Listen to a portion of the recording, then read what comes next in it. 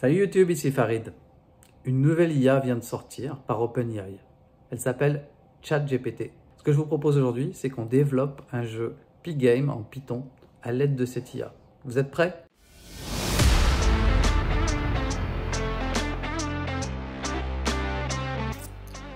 À moins de vivre dans une caverne au Canada, normalement vous avez entendu parler de ChatGPT. Et si ce n'est pas le cas, accrochez-vous. Je vais me mettre en face d'un prompt ChatGPT et en moins de temps qu'il me faut, il va m'aider à coder un jeu Python P-Game. Allez, c'est parti. On commence en douceur. Je vais lui demander s'il peut m'aider à programmer un jeu P-Game. On voit que ça lui pose aucun problème. Il est même heureux de me proposer d'installer la librairie P-Game, ce que j'avais déjà fait. Bon, vous allez me dire, ça c'est facile. Bon, allez, on va passer aux choses sérieuses. On va lui demander de nous écrire un programme qui affiche un background en P-Game dans une fenêtre. Voyons voir ce qu'il va nous répondre. Pas mal pour commencer, hein?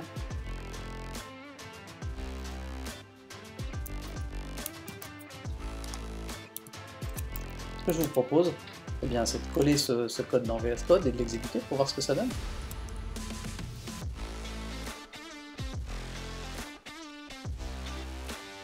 Et là, ça fonctionne du premier coup. Impressionnant, non? Bon, l'image background.png, je l'avais dans le répertoire courant, mais à part ça, tout le code qui a été généré, il a été par ChatGPT et il fonctionne tel que, sans problème. Bon, alors, est-ce qu'on va plus loin? C'est bien beau d'avoir une fenêtre avec un background, mais on est loin d'avoir un jeu. Alors, qu'est-ce qu'on peut rajouter à notre jeu pour que ça devienne amusant?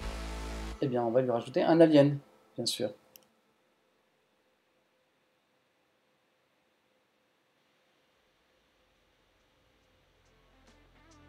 Et bien évidemment, notre assistant de luxe s'exécute immédiatement et nous modifie le code pour ajouter un alien. Si on regardait de plus près, on retrouve notre programme en Python. On peut constater qu'à la ligne numéro 15, une image est chargée avec un alien. Cette image est positionnée au milieu de l'écran.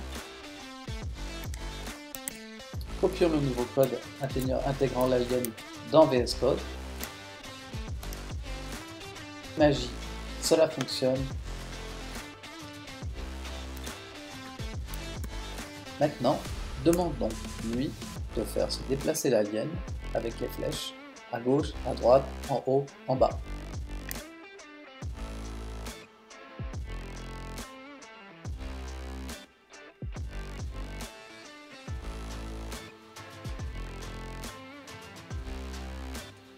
Et voilà, ChatGPT nous génère le code pour déplacer l'alien sans aucun problème. Par contre, on peut voir qu'il a coupé le code au milieu. Pas de problème, on lui demande de continuer, il va continuer le code.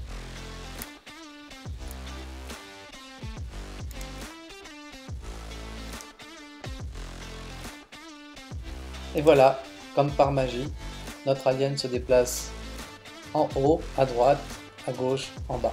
Bon, on voit c'est pas parfait parce que je suis obligé d'appuyer plusieurs fois sur la touche, l'une des flèches pour faire déplacer l'alien, et aussi on se rend compte que le fond de l'image de l'alien apparaît alors qu'il devrait être transparent. Pas de problème, on peut aussi lui demander changer. Et voilà, aussi incroyable que ça puisse paraître, on demande à ChatGPT d'améliorer le code, de rendre transparent le fond de l'alien, de créer une classe, de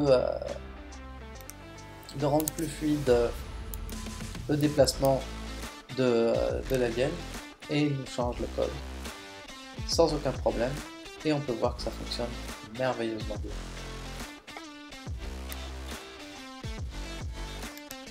Maintenant, si on ajoutait un tir de laser pour voir.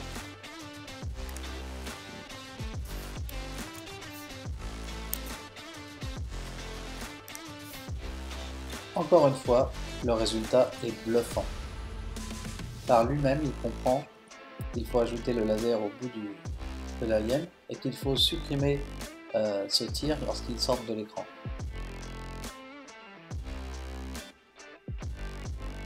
Merci d'avoir suivi cette vidéo jusqu'à la fin, j'espère qu'elle vous a plu et si vous voulez en voir d'autres, n'hésitez pas à me soutenir en likant et en souscrivant. Merci, à bientôt.